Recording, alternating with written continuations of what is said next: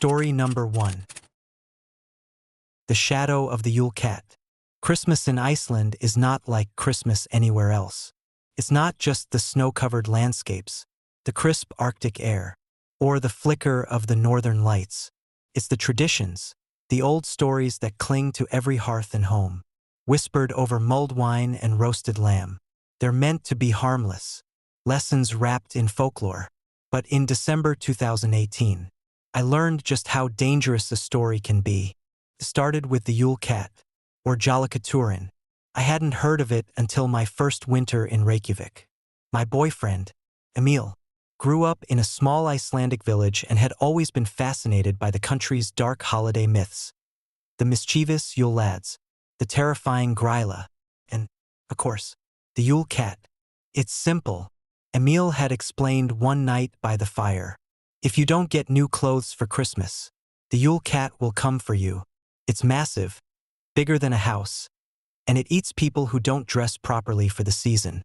I laughed at the absurdity of it. A man-eating cat? Really?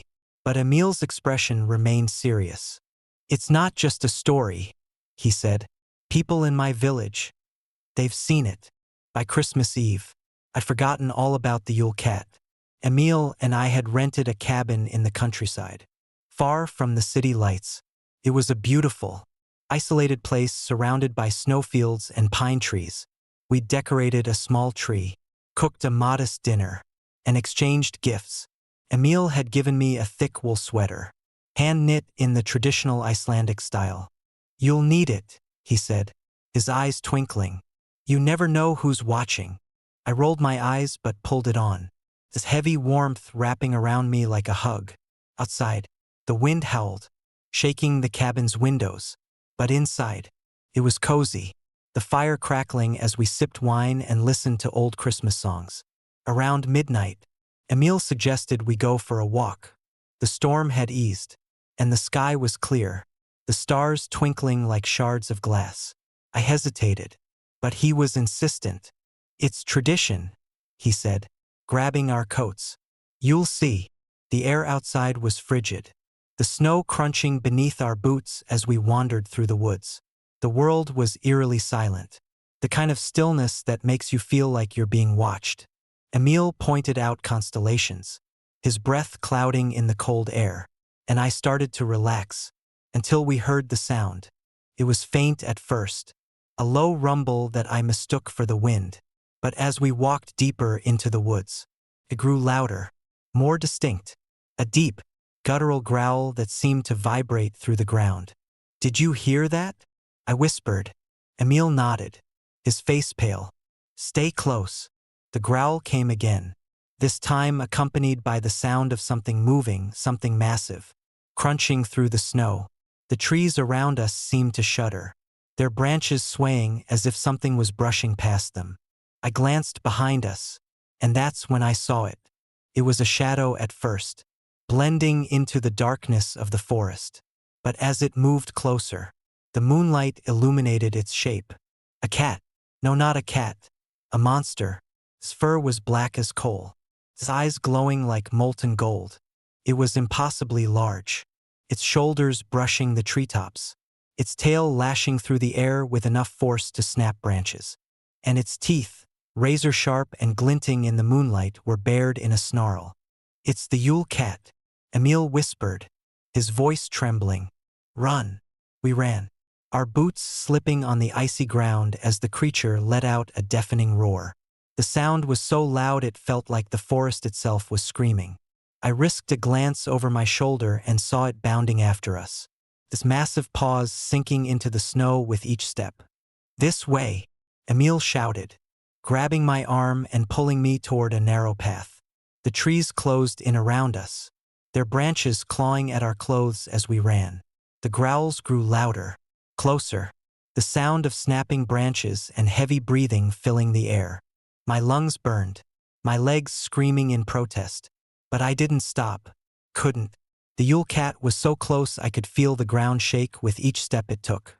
We burst into a clearing, the cabin just ahead, its windows glowing with the warmth of the fire. But as we sprinted toward it, Emil stumbled, falling to the ground.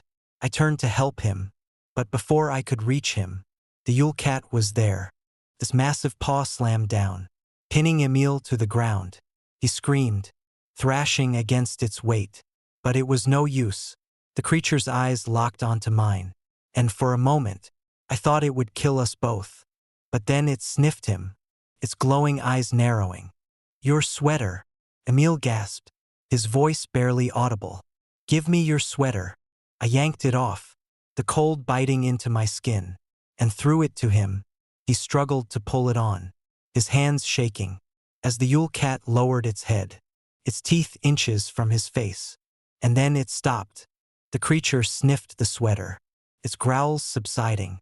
It stepped back, its golden eyes watching us with an intelligence that made my blood run cold. For a moment, it just stood there, its massive form looming over us.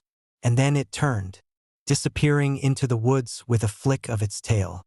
We didn't move for what felt like hours, the silence of the forest pressing down on us.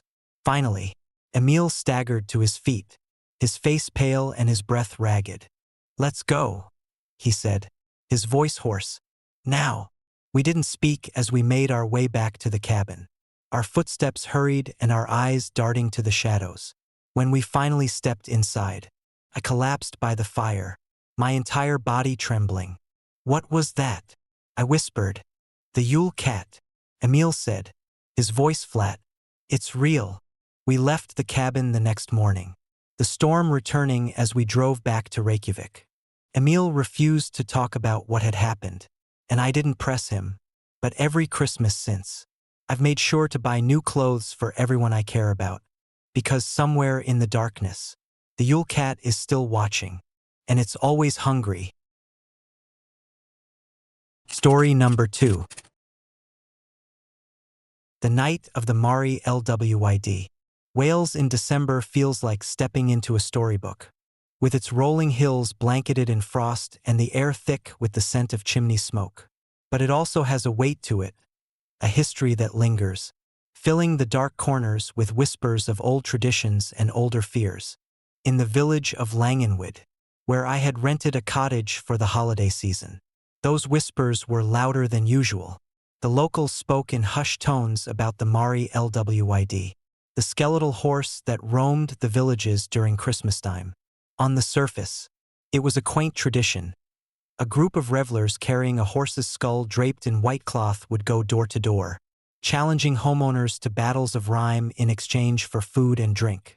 But beneath the laughter and revelry, there was something else, something older, something darker. I didn't believe it at first, but by the end of that Christmas Eve, I would. The cottage sat at the edge of the village, a quaint little place with a thatched roof and ivy crawling up the stone walls. It was exactly what I'd imagined when I decided to spend the holidays alone, away from the noise and chaos of London. The first few days were idyllic. I spent my mornings walking the frost-covered trails and my evenings by the fire, reading by candlelight as the wind howled outside. It was on December 23rd that I first heard about the Mari Lwyd. I was in the village pub, nursing a pint, when an older man with a thick Welsh accent leaned over and said, "So, have you met the ghost horse yet?" I laughed, assuming he was joking, but his expression remained serious. "It's not just a game, you know," he said, his voice low. "The Mari Lwyd is older than Christmas, older than all of this. It doesn't just come for songs and ale. It comes to test you." "To test me?" I asked, raising an eyebrow. "To test if you're strong enough to send it away," he replied. "And if you're not," he trailed off, staring into his drink. I left the pub that night with a strange sense of unease. The wind had picked up, carrying with it the faint scent of rain. As I walked back to the cottage, the darkened streets felt less inviting, the shadows stretching longer than they should. On Christmas Eve, the village was alive with festivities. Children darted between the market stalls, their cheeks rosy from the cold, and a choir sang carols in the square. But as the sun set, the mood shifted.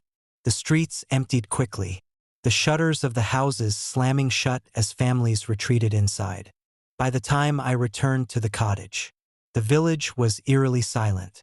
The only sound was the crunch of frost underfoot and the distant whistle of the wind. I bolted the door behind me, lit a fire, and tried to shake off the unease. And then, just as I was settling into bed, I heard it. A knock at the door. It wasn't a polite knock. It was heavy, deliberate, shaking the old wood in its frame. I froze, my breath catching in my throat. The village was deserted. Who would be out this late? Especially on Christmas Eve? The knock came again, louder this time, followed by a voice. It was high and lilting, with an almost musical quality. But there was something off about it. Something that made my skin crawl. Open the door. It sang. Let us in. And let the games begin. My heart raced. The Mari Lwyd. It had to be a prank. A group of locals keeping the tradition alive. But when I peeked through the window, my blood ran cold. Standing on the frost-covered path was a figure draped in white. Its head was a bleached horse's skull, its empty eye sockets staring directly at me. The cloth billowed in the wind, giving it an almost spectral appearance. Behind it stood a small group of shadowy figures, their faces obscured by the darkness. Let us in, the voice repeated, now deeper, more insistent. Or we'll come in anyway. I backed away from the window, my hands shaking. The logical part of my brain told me to ignore it, to wait it out. But then the knocking started again, this time from the back door. And then the windows. The sound surrounded me, growing louder, more frantic. Open the door. The voices chanted, overlapping in a haunting chorus. Face the rhyme, or face the time. I grabbed my phone, intending to call the police, but the screen was dead. No signal. The lights flickered, and the fire sputtered, casting shadows that seemed to dance in time with the pounding on the walls. I had to do something. I opened the front door. The cold hit me like a wall, but it wasn't just the chill of the air. It was something deeper, more primal. The Mari Lwyd stood inches from the threshold, the skeletal grin somehow wider, more menacing. The figures behind it moved closer, their faces still hidden in shadow. Will you play? The Mari Lwyd asked, its voice echoing like a scream in an empty church. Will you rhyme? Or will you fall? I'll play, I whispered, my voice trembling. The first rhyme was simple, a taunt about my cowardice, my inability to face the dark. I answered clumsily, my words stumbling over each other. The Mari Lwyd laughed, a sound that sent chills down my spine. The second rhyme was darker, cutting deeper. It spoke of secrets I'd buried, mistakes I'd tried to forget. My reply was weaker this time, my voice faltering under the weight of its words. By the third rhyme, I was shaking.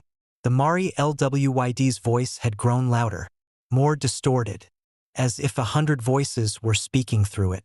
The shadows behind it loomed closer, their forms shifting and unnatural. You're failing, it said, its empty eyes locking onto mine. You're not strong enough. I don't remember how I finished the game. The words blurred together, the cold seeping into my bones as the world around me seemed to darken. But eventually, the Mari Lwyd stepped back. You've won, it said, though there was no joy in its voice. This time, the shadows retreated, the figures melting into the night. The Mari Lwyd lingered for a moment longer, the skeletal grin etched into my mind, before turning and disappearing into the darkness. When I closed the door, the fire roared back to life, and the lights flickered on. The house was silent once more, but the sense of unease lingered. I didn't sleep that night. The image of the Mari Lwyd burned into my memory. The next morning, I found hoofprints in the frost outside the cottage, leading away into the hills, and on the doorstep was a single piece of white cloth, torn and frayed, stained with something dark. I left Langenwood that afternoon, vowing never to return. But every Christmas Eve, when the wind howls and the shadows stretch long, I hear the knocking, and I wonder if the Mari Lwyd is waiting to play again. Story number 3. the portrait of Christmas Eve. The photograph was black and white, but its weight was anything but colorless. I first saw it during a road trip through North Carolina. It was in a dusty glass case at a roadside museum, surrounded by whispers of tragedy and the macabre. The Lawson family portrait. 7 faces stared out from the frame, frozen in time. The father, Charles Lawson, stood stiffly in the back, his expression unreadable. His wife, Fanny, sat beside their eldest daughter, Marie, while the younger children clung to their mother and each other. Baby Mary Lou rested in Fanny's arms, unaware of the horror her family would soon endure. I was captivated, unable to look away. Something about their eyes seemed wrong, too wide, too vacant, like they knew the end was coming. Tragic, isn't it? The museum curator's voice startled me. He was an older man with a slow, deliberate way of speaking. Charles Lawson killed them all. Christmas Day, 1929. I'd heard the story before. It was infamous in these parts. Charles, a struggling tobacco farmer, had inexplicably turned on his family. He'd led them into the woods one by one, killing them with a shotgun before returning to the house to finish off the rest. Then, he'd turned the gun on himself. No one knew why, but seeing their faces, those frozen, haunted expressions, made the story feel different. It wasn't just folklore. It was real, too real. They say the house is still out there, the curator said, leaning closer. Most folks stay away, but there are always a few curious ones. You know how that goes. I shouldn't have gone. But something about that photograph, about their hollow eyes, drew me in. 2 days later, I found myself driving down a narrow dirt road, the kind that seemed to get narrower and darker with each passing mile. The Lawson house wasn't on any map, but I'd found a blog post from someone who claimed to have visited it years ago. Their directions were vague, but enough to get me close. The woods were thick, their skeletal branches clawing at the car as I drove deeper. The road finally ended at a clearing, and there it was, the Lawson house. The house was more ruin than home. Its roof caved in and its windows shattered. The air was heavy, thick with the scent of damp wood and decay. I stepped out of the car, my boots crunching on the frosted ground. The silence was oppressive, as if the forest itself were holding its breath. I hesitated at the front door, its peeling paint hanging on by a thread. My heart pounded as I stepped inside. The interior was as decrepit as the outside, filled with broken furniture and the remnants of a life long abandoned.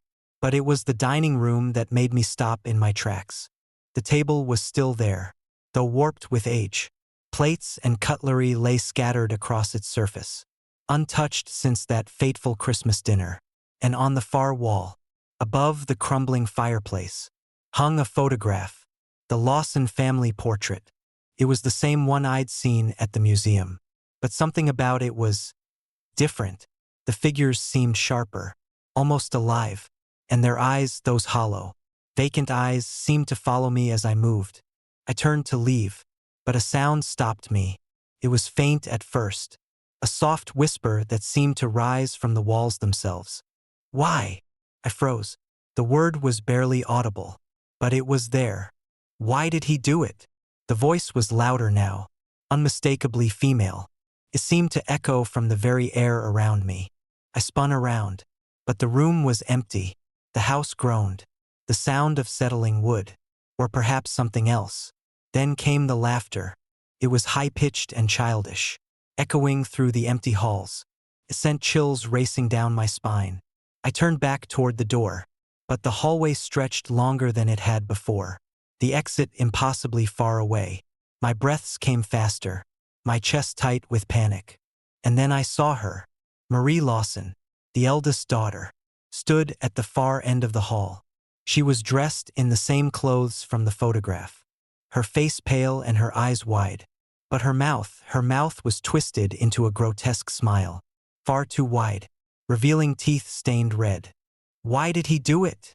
she whispered, her voice layered with something deeper, darker. I stumbled backward, my hands searching for something to steady myself. When I looked back, she was gone. The hallway was empty again, but the laughter remained, growing louder, more menacing. I ran, my feet pounding against the warped floorboards, but the house seemed to stretch around me, its walls closing in. I burst into the dining room again, my eyes darting to the family portrait. This time, it had changed. Charles Lawson's face was no longer blank. His eyes were wide, his mouth twisted into a scream of silent agony. The other family members stared out of the frame, their expressions a mix of anger and despair. And Marie was smiling. The whispers grew louder, overlapping into a cacophony of voices, words I couldn't understand, layered with sobs and screams. The walls seemed to pulse, the house alive with something malevolent. I turned and fled, the laughter chasing me into the woods. The air was thick, my breaths ragged as I stumbled through the trees. When I finally reached the car, I didn't look back. I sped down the dirt road, the trees blurring into darkness. I never told anyone what happened. Who would believe me? But I can't forget the feeling of those eyes, watching me. I can't forget the sound of that laughter, or the way the house seemed to breathe around me. Every Christmas, I see their faces in my dreams, the hollow eyes, the twisted smiles, and I hear her voice, whispering from the darkness. Why did he do it? And I don't think I'll ever know. Story number 4. Gryla's Feast. Iceland is a land of contrasts. Its endless expanses of snow and volcanic rock feel both breathtaking and desolate, a place where beauty hides menace. As an American expat living there, I found Christmas in this remote corner of the world enchanting. If not a little eerie, the Icelandic winter cloaked everything in darkness, save for the flicker of candles in windows and the glow of northern lights dancing in the sky. But one Christmas season, I learned just how thin the line is between tradition and terror. The year was 2017, and it was the first time I heard the name Gryla. My wife, Katrin, grew up in Iceland, and she loved telling me about the country's bizarre holiday folklore. There was the Christmas cat, a monstrous feline that ate anyone who didn't receive new clothes for Christmas. Then there were the Yule lads, 13 mischievous creatures who visited one by one in the days leading up to Christmas, leaving gifts or rotting potatoes in children's shoes. But it was Gryla, their mother, who haunted the dark corners of Icelandic tradition, a giantess who lived in a cave in the mountains. She could supposedly smell the bad behavior of children from miles away. On Christmas, she would descend to the villages, scoop up naughty kids, and carry them back to her lair to be stewed into her favorite dish. Of course, it's just a story, Katrin assured me one night as we sat by the fire, the snowstorm outside rattling the windows, a way to scare children into behaving. But as the days grew shorter and the nights darker, the stories started to feel less like folklore and more like warnings. It began with the sound of scratching. We lived in a small house at the edge of a village near Akureyri, surrounded by nothing but snow-covered fields and jagged mountains. One night, as I lay in bed, I heard it soft, deliberate, coming from the roof. At first, I thought it was the wind or perhaps a stray cat seeking shelter. But then came the footsteps, heavy, deliberate thuds that moved from one end of the house to the other. I nudged Katrin awake, but by the time she stirred, the sound was gone. "You're imagining things," she mumbled, pulling the blanket over her head. But I wasn't so sure. The next morning, we found tracks in the snow. They weren't like anything I'd seen before, huge, clawed footprints that circled the house before disappearing into the woods. Katrin stared at them, her face pale. "Probably a bear," I said, though I knew bears weren't native to Iceland. She didn't reply, just pulled her coat tighter around herself and went back inside. Over the next few days, strange things started happening. Doors creaked open on their own. The firewood stack by the hearth would topple over for no reason. And the pantry was raided. Food scattered across the floor. Katrin laughed it off, saying it was probably the Yule lads playing tricks. But there was nothing playful about what happened next. On December 21st, Katrin left to visit her sister in the neighboring village. Leaving me alone for the night, the house felt unnaturally quiet, the wind outside howling like a living thing. I locked the doors, lit a few candles, and settled by the fire with a book, trying to ignore the oppressive darkness pressing against the windows. That's when I heard it again, the scratching. It started softly, almost imperceptible, before growing louder, more frantic. This time, it wasn't coming from the roof. It was coming from the front door. I froze, my heart pounding. The scratching turned to pounding, heavy and relentless, shaking the door on its hinges. Summoning my courage, I grabbed the fire poker and approached the door. "Who's there?" I called, my voice shaking. The pounding stopped. For a moment, there was only silence. And then, from the other side of the door, came a voice low, guttural, and inhuman. "Let me in."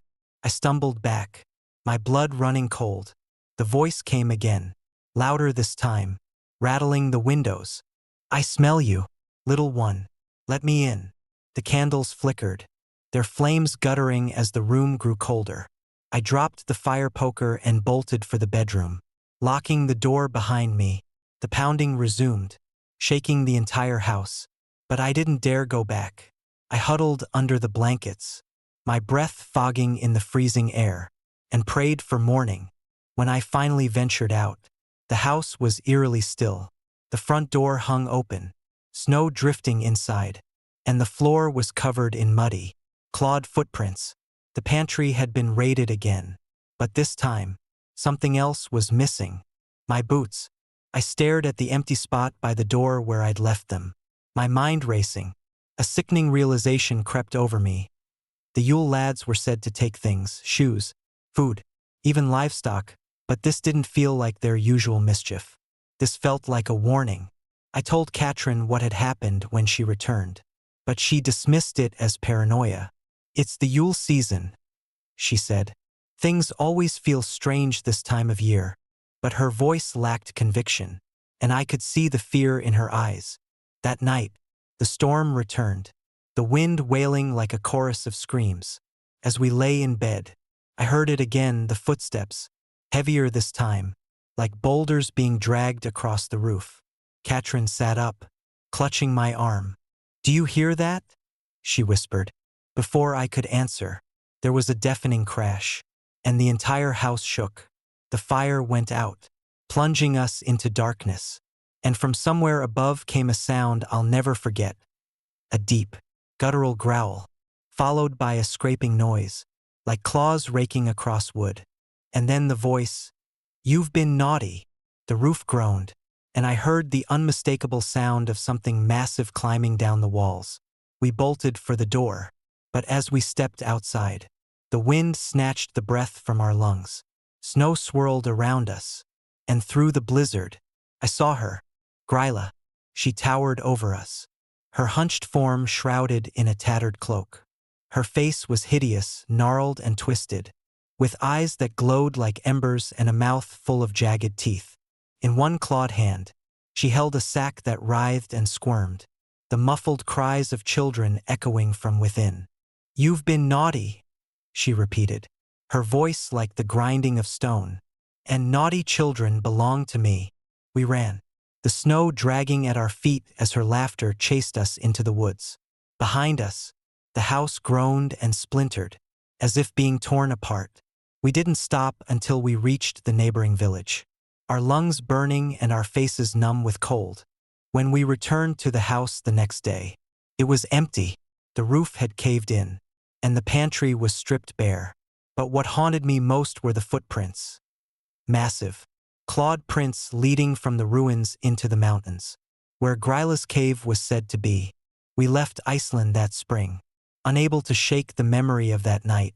But every Christmas, when the wind howls and the darkness presses in, I remember her, and I wonder how many others hear her voice, calling from the shadows, because Gryla doesn't forget, and she's always hungry. Story number 5. The Frozen Silence of Clifton. I first heard about Joanna Yates the way most people did, through a grainy photo on the evening news. A smiling, blonde woman in her late 20s, her eyes sparkling with life, frozen forever in the memory of a world that would never know her full story. It was Christmas 2010, and I was living in Clifton, a suburb of Bristol where cobblestone streets met cozy pubs and Georgian architecture. It was the kind of place that felt timeless, its charm amplified by the snow that had fallen heavily that December. I rented a flat not far from Joanna's on Canninge Road. Though I didn't know her personally, our lives had brushed past each other in the way that happens in small neighborhoods. I'd seen her at the Tesco Express a few times, her arms full of groceries, or walking her cat, Bernard, on a leash, a sight that had always made me smile. When she disappeared, it felt like the snow-covered streets of Clifton grew colder, quieter, and when her body was found on Christmas Day, discarded in the frozen wilderness of Longwood Lane, the neighborhood seemed to exhale its collective dread. But what happened to me, made me wish I had never known her name. Joanna's murder dominated every conversation. The media dissected her life, her friends, her boyfriend, Greg, who had been away visiting family when she vanished. The police had no leads at first, but rumors spread quickly. People whispered about the creepy landlord, Christopher Jeffries, whose wild hair and eccentric manner made him an easy target for suspicion. I didn't think much of it beyond the usual unease that comes with such a tragedy happening so close to home. But then, strange things started happening in my flat. Little things. First, the smell came first, a faint, floral scent, like lilies left too long in a vase. It lingered near the windowsill, where the frost clung thick and white. I assumed it was my neighbor's perfume drifting through the thin walls of the building. But then I noticed it growing stronger, almost suffocating, at odd hours of the night. Then there were the noises, faint rustling, like paper being crumpled, and soft, hurried footsteps echoing in the hallway outside my flat. I'd open the door to find nothing but silence and the faint glow of the street lamp outside. The first time I saw her, I thought I was dreaming. It was 2 weeks after Christmas, and Clifton was still wrapped in a shroud of icy stillness. I was lying in bed, half asleep, when I felt it, the weight of someone sitting on the edge of the mattress. My eyes flew open, and there she was, Joanna Yates. She looked as she did in her photos, blonde hair framing her pale face, her lips slightly parted. But her eyes were hollow, like they were searching for something they'd never find. She didn't speak, just sat there, staring out the window at the snow-covered street below. I wanted to scream, to move, but I was paralyzed. Then, just as suddenly as she had appeared, she was gone. I convinced myself it was a hallucination brought on by stress. Clifton was still buzzing with paranoia. The investigation had taken over the neighborhood, and everyone was on edge. But the sightings continued. I'd see her reflection in windows, her figure standing in the shadowy corners of my flat. She never spoke, but her presence carried a heaviness, an ache that settled deep into my chest. One night, I woke to find the floral scent overpowering, so thick it made my eyes water. My breath clouded in the cold air, and there she was, standing in the doorway. Her lips moved, forming silent words, but I couldn't understand them. I grabbed my phone, fumbling to turn on the flashlight, and when the light hit the door, she was gone. But the words she'd mouthed stayed with me, burned into my mind. Find him. The next day, I did something I'd never done before. I went to the police. I told them about the noises, the smells, the visions. The officer, a woman named D.S. Wilkes, looked at me with a mix of pity and skepticism. "You're not the first person to come in with something like this," she said. "This case has everyone spooked. But what if it's real?" I pressed. "What if she's trying to tell me something?" D.S. Wilkes sighed. "Unless you have concrete information, there's nothing we can do. I suggest you talk to someone, maybe a counselor." I left the station feeling defeated, but as I walked back to my flat, a name popped into my head. Unbidden, Longwood Lane. I don't know what compelled me to go there that night, The air was sharp, the kind of cold that bites at your skin. But I bundled up and made the trek to the lane where Joanna's body had been found. The road was desolate, lined with bare trees that looked like skeletal fingers reaching for the sky. The snow crunched beneath my boots, the only sound in the stillness. I almost missed it at first, a faint shimmer in the distance, like moonlight reflecting off glass. As I got closer, I saw it wasn't glass at all. It was Joanna. She was standing at the edge of the woods, her figure illuminated by the pale glow of the street lamp. Her head tilted slightly, and she raised one hand, pointing deeper into the forest. I followed her, the cold seeping into my bones. The deeper I went, the darker it became, the trees swallowing the light.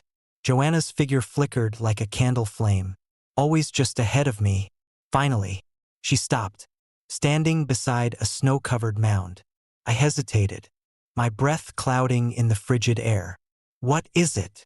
I whispered. She didn't respond, just pointed at the ground. My hands shook as I brushed away the snow, revealing a patch of frozen earth.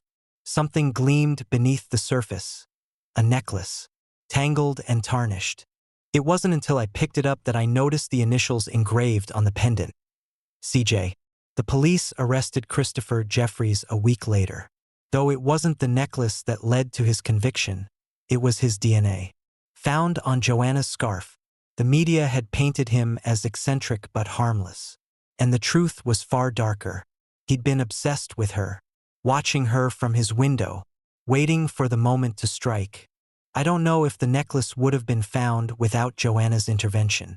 Part of me likes to think I gave her a voice, helped her find peace. But even now, years later, I still see her sometimes, standing in the shadows, her hollow eyes searching for something I'll never understand. Because some stories don't end.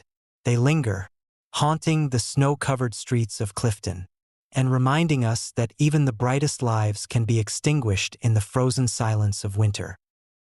Story number 6. Frau Perkta's Shadow. Growing up in a small Bavarian village, Christmas wasn't just a season of joy, it was a time of caution. Every December, the older folks would gather in the market square to share tales of Frau Perkta, the belly-slitting witch of winter.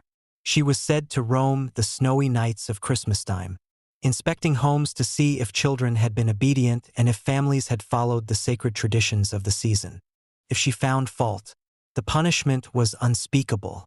Keep the house clean, eat your porridge, and respect the holiday customs. Oma would whisper to my sister Annalise and me, "If not, Frau Perkta will come for you, and she'll leave you stuffed with straw like a scarecrow." I thought it was just a story, an old wives' tale meant to keep kids in line. But the Christmas of 1997 changed that belief forever. Our family lived in an old farmhouse at the edge of the woods, far from the bustle of the village. My father worked long hours at the mill, and my mother spent her days cooking and tending to the house. Annalise, who was 8 at the time, was the mischievous one, always testing boundaries and shirking chores. 13. I was more reserved, though I'd be lying if I said I didn't have my moments of rebellion. That December was bitterly cold, the kind of cold that seeps into your bones and makes the wind howl like a living thing. The snow came early and heavy, burying the fields and turning our home into an isolated island of warmth. The village felt far away, and the stories of Frau Perkta seemed closer than ever. The first sign came on the night of December 20th. We were gathered in the living room, the fire crackling in the hearth, when Annalise began complaining about her chores. "I hate scrubbing the floors," she said, kicking her feet against the chair. "Why do I have to do it?" "Because it's tradition," my mother replied sharply. "We must keep the house clean for the 12 nights of Christmas. You know that." Annalise rolled her eyes. "It's just a stupid story. Frau Perkta isn't real." Oma, who had been knitting by the fire, stopped abruptly, her eyes, sharp despite her age, fixed on my sister. "She is real," Oma said, her voice low, "and she punishes those who are lazy or disrespectful. You do well to remember that." Annalise scoffed. but I noticed a flicker of fear in her eyes. That night, as we went to bed, the wind outside seemed louder than usual, rattling the shutters and whistling through the cracks in the walls. And as I drifted off to sleep, I thought I heard something else, a faint, scratching sound, like nails against wood. The next morning, we woke to find strange footprints in the snow outside. They weren't human, too large and oddly shaped. With long, pointed toes, they circled the house, trailing from window to window, before disappearing into the woods. "It's just an animal," my father said when we showed him. "A deer. Maybe." But deer didn't make footprints like that. Over the next few days, the tension in the house grew.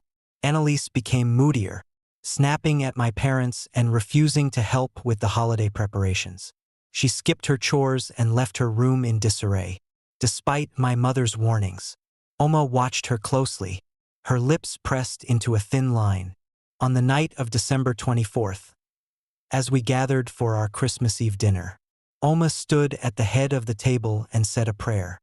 Her voice trembled as she spoke, and when she finished, she looked directly at Annalise. "Tonight is Frau Perkta's night," she said. "We must be vigilant. No one leaves their room after dark. Do you understand?" Annalise rolled her eyes but nodded. I noticed my parents exchange a worried glance. That night, I lay awake in bed, the words of Oma's warning echoing in my mind. The house was silent except for the occasional creak of the floorboards and the soft sigh of the wind. I was just beginning to drift off when I heard it. A faint, rhythmic tapping. At first, I thought it was a branch against the window, but as I listened, the sound grew louder, more deliberate. It wasn't coming from outside. It was coming from the hallway. I sat up, my heart pounding. The tapping was followed by the soft creak of footsteps, slow and measured, as if someone or something was moving through the house. Then came the whispering. It was faint, almost inaudible, but I could make out fragments of words. A woman's voice, low and lilting, murmuring in a language I didn't understand. Summoning my courage, I crept out of bed and opened my door a crack. The hallway was dark, the only light coming from the faint glow of the fire downstairs. The whispering grew louder, and I realized it was coming from Annalise's room. I stepped into the hallway, my bare feet cold against the wooden floor. The air felt heavy, charged with a strange energy that made my skin prickle. As I reached Annalise's door, the whispering stopped. I hesitated, then pushed the door open. The room was empty.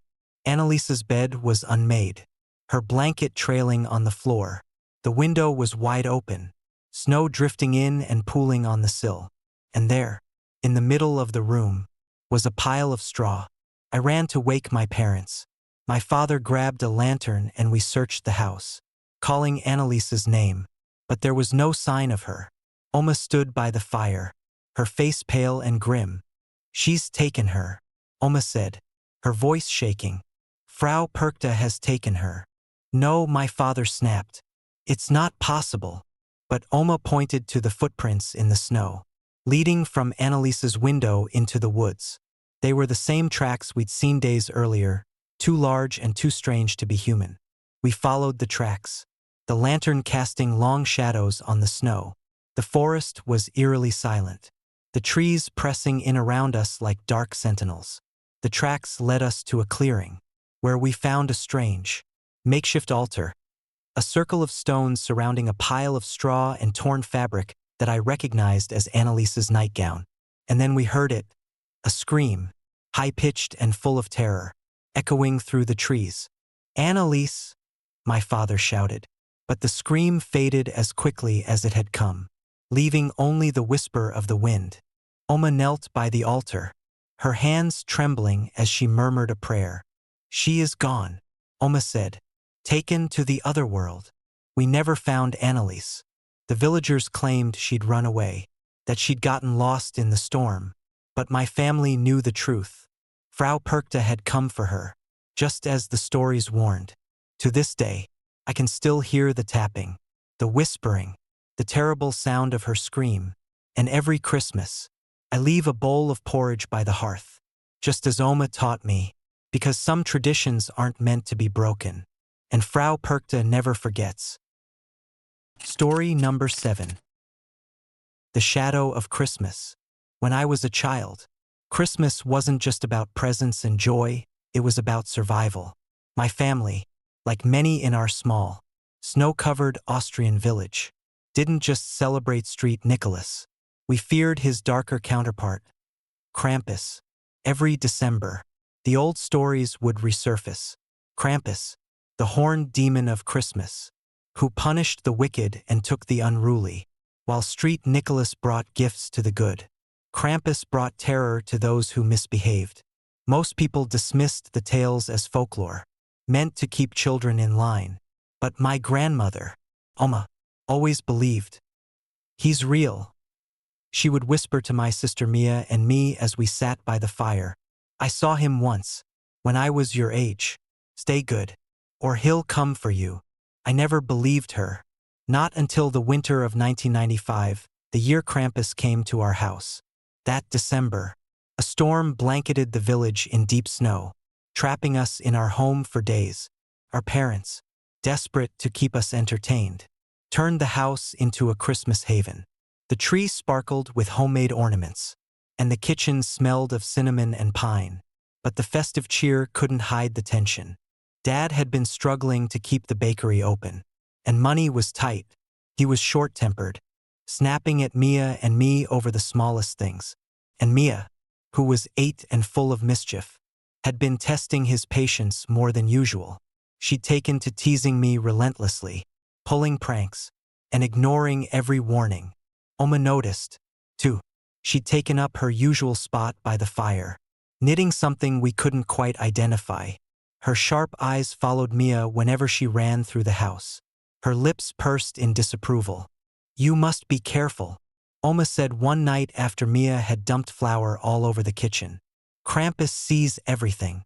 Stop scaring them," Dad snapped, but there was an edge to his voice. "It's just an old story." Oma didn't reply. She just stared into the fire, her needles clicking rhythmically. It started the night before St. Nicholas Day. The wind howled outside, rattling the shutters, and the snow fell in heavy drifts. Mia and I were supposed to be asleep, but the excitement of the holiday kept us awake. We lay in our shared room, whispering about what gifts St. Nicholas might bring. And then we heard it, a low, guttural growl, so faint I thought I imagined it. But when I turned to Mia, her wide eyes told me she'd heard it too. "What was that?" she whispered. "Probably the wind," I said, though my heart pounded in my chest. But the sound came again, louder this time, followed by the faint jingle of bells. Not the cheerful kind you'd hear on a sleigh. These were deep and mournful, like the tolling of a funeral chime. We crept to the window, our breath fogging the glass as we peered outside. At first, we saw nothing but swirling snow. Then, in the distance, a shadow moved. It was massive, towering over the snowbanks, and its shape was wrong. It had long, spindly limbs, curling horns, and a hunched back that made it look like a monstrous beast. Mia gasped, her hand flying to her mouth. The shadow froze, its head turning slowly toward us. Though its face was obscured by the storm, I felt its eyes lock onto mine, and then it began to move, lurching forward, the bells on its waist jangling with each step. "Mia, get away from the window," I hissed, dragging her back.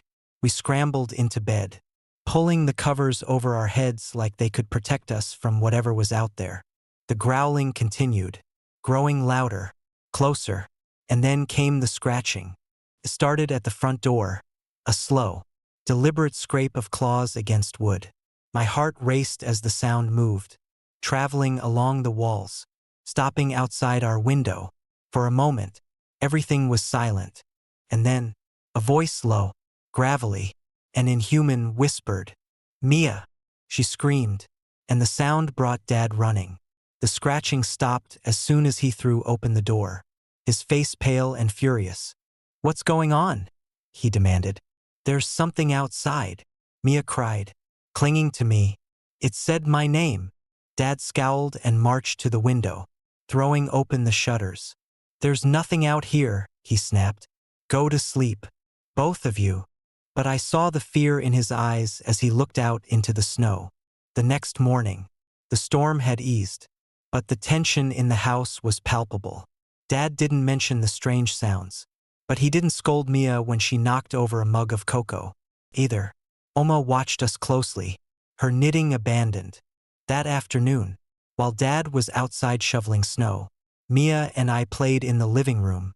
She'd just started stacking wooden blocks when a loud thud shook the house. We froze, staring at the front door. It opened slowly, creaking on its hinges.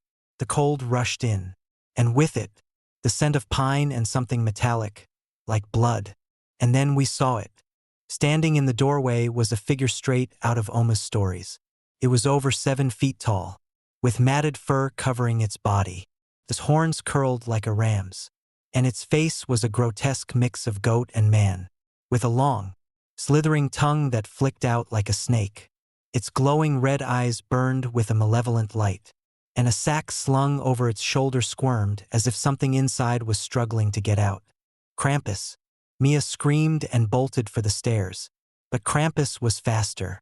It lunged forward, its clawed hand snatching her by the ankle. She kicked and fought, but its grip was unrelenting. I grabbed the fireplace poker and swung it with all my strength, striking its arm. It roared, a sound that shook the very walls, and dropped Mia.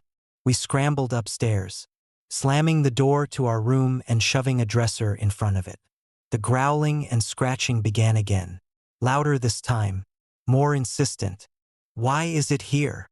Mia sobbed. "You've been naughty." Oma's voice echoed in my mind. "Krampus sees everything." We stayed locked in that room until morning. When we finally dared to come out, the house was eerily quiet. The front door was wide open, snow drifting inside, and the sack Krampus had carried was lying empty in the middle of the living room. Claw marks raked the walls and floors, and the faint jingle of bells lingered in the air. Oma sat by the fire, her face pale and her hands trembling. "I warned you," she said softly. "You didn't listen." We left the village that spring, moving far away from the mountains and their dark legends. But I've never forgotten that night. Every December, when the bells toll and the snow begins to fall, I check the shadows and listen for the growl, because Krampus doesn't forget.